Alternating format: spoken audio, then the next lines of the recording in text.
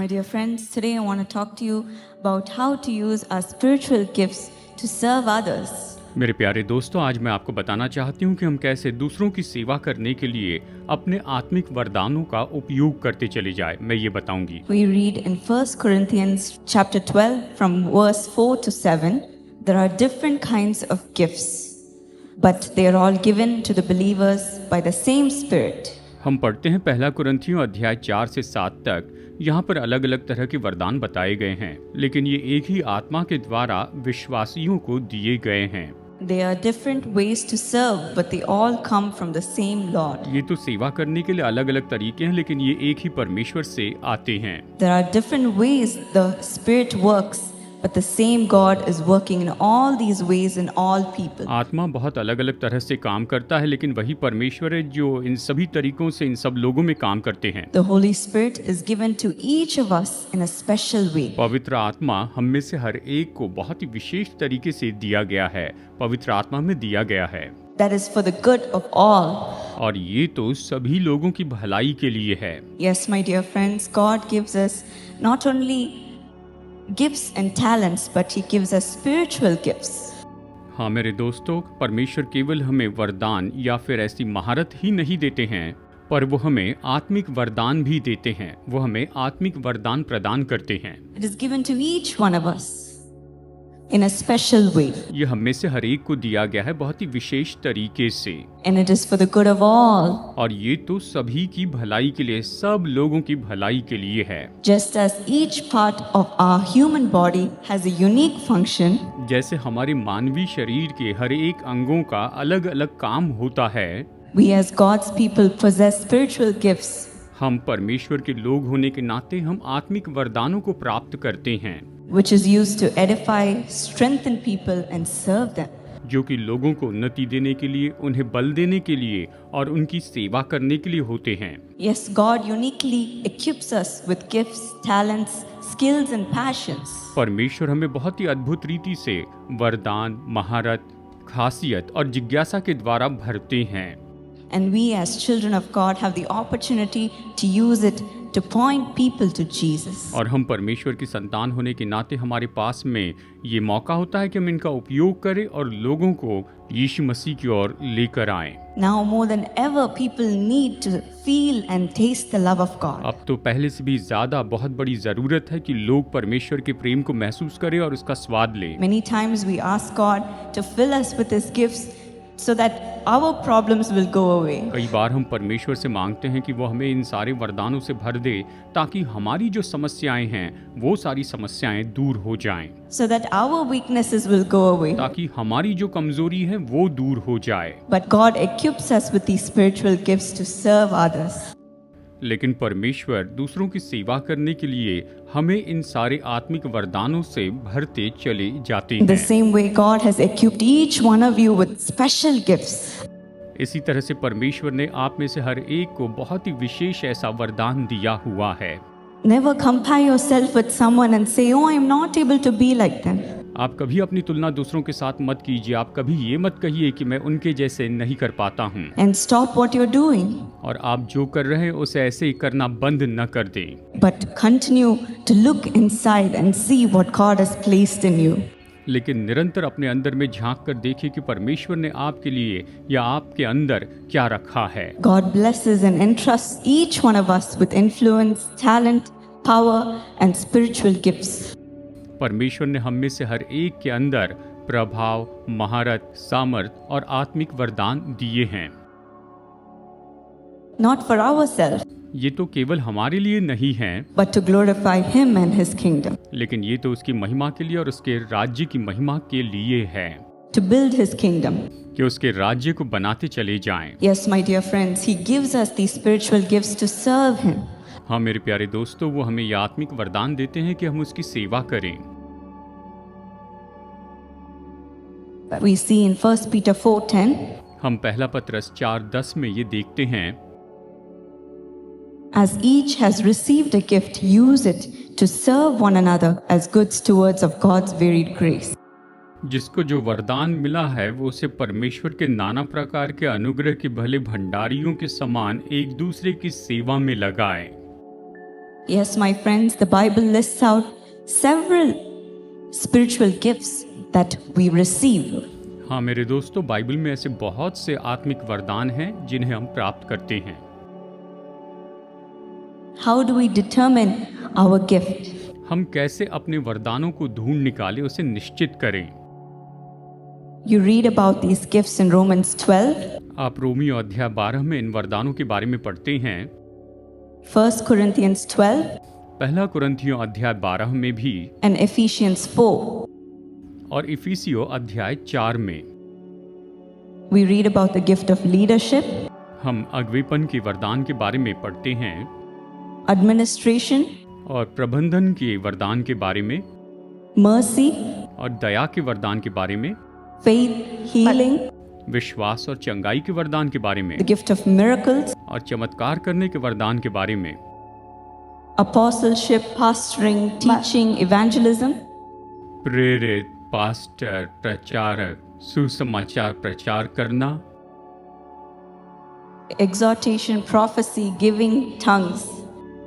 प्रोत्साहित करना, भविष्यवाणी देना और अन्य भाषा, Interpreting tongues and wisdom. और अन्य भाषा का अनुवाद करना और बुद्धि का वरदान। Yes, these spiritual gifts are given to us हाँ, ये आत्मिक वरदान तो हमें दिए हुए हैं by the Holy Spirit पवित्र आत्मा के द्वारा, to be used according to Ephesians 4:12 to 13. जिनका उपयोग हमें इफिसियों अध्याय 4 वचन 12 और 13 के अनुसार करते चले जाना है।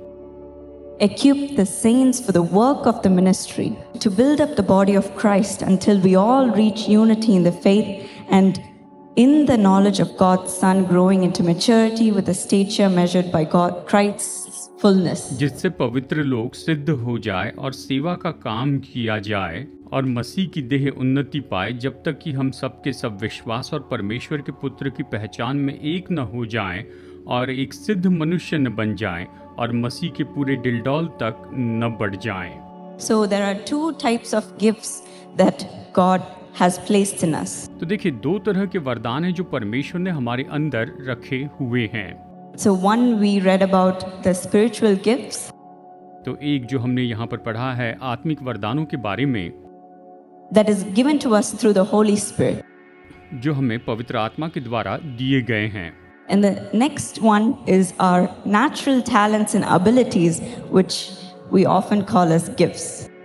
और अगला है हमारी स्वाभाविक योग्यता या महारत, जिन्हें अक्सर हम वरदान भी कहते हैं। So the talents that you have from birth that God has placed upon you. तो आपके अंदर जन्म से ही ऐसी कुछ महारत या योग्यता है जो परमेश्वर ने आपके अंदर रखी हुई है, The passion that God has put in your heart. या जिज्ञासा जो परमेश्वर ने आपके हृदय में रखी है। Those things you are naturally good at, something that comes to you so naturally. ये तो ऐसी बातें हैं जो कि आप स्वाभाविक रूप में उनमें बहुत अच्छे होते हैं और ये आपके अंदर स्वाभाविक रूप में आते हैं, Singing, drawing, writing, speaking. जैसे कि गीत गाना, ड्राइंग, अच्छे से लिखना और बोलना। But spiritual gifts are different लेकिन आत्मिक वरदान तो अलग होते हैं, because you receive them only after accepting Jesus. क्योंकि आप उन्हें केवल यीशु को स्वीकार करने के बाद ही प्राप्त करते हैं। The Holy Spirit gives them to us and He refines them in us. पवित्र आत्मा वो वरदान हमें देता है और हमारे अंदर उन वरदानों को चमकाता है, उसे बहुत ही उत्तम बनाता है। So how do you know what your gifts are? तो फिर आप कैसे जानेंगे कि आपके वरदान कौन से हैं या आपका वरदान क्या है? First, you must ask God to reveal them to you. सबसे पहले आपको परमेश्वर से मांगना है कि इन वरदानों को वो आपके ऊपर में प्रकट कर दे। You must start practicing these spiritual gifts. आपको इन आत्मिक वरदानों में होकर काम करना शुरू करना चाहिए। For example, if you are often asked to serve in leadership positions, उदाहरण के लिए अक्सर अगर आपको अगुवेपन के काम के लिए कहा जाता है या आपको अगुवाई करने के लिए मौका दिया जाता है, It may be God opening doors for you in that direction. तो हो सकता है कि परमेश्वर उस दिशा में आपके लिए द्वार खोल रहे हैं। Maybe you're a source of encouragement to others. शायद हो सकता है कि आप दूसरे लोगों के लिए प्रोत्साहित करने वाले व्यक्ति हो, प्रोत्साहन के स्रोत हो। Maybe you enjoy teaching others. शायद आप दूसरों को सिखाना बहुत पसंद करते हैं। Or maybe many people come to you to seek wisdom, to find solutions for their life circumstances. और बहुत से लोग आपके पास में आते हैं कि आपसे बुद्धि पाएं और अपने जीवन की परिस्थितियों के लिए वो किसी तरह से आपसे हल पाएं। We must be open to God's voice and allow Him to open doors for us. And we must obey Him and go wherever He calls us. हमें परमेश्वर की बात की आज्ञा माननी है और जहाँ कहीं भी जाने के लिए वो हमसे कहें, हमें आज्ञा मानकर वहाँ पर जाना He चाहिए। will lead you to operate those gifts. वो आपकी अगुवाई करेंगे कि आप इन वरदानों में होकर काम करते चले जाएं। We see how these gifts operated in the life of Jesus.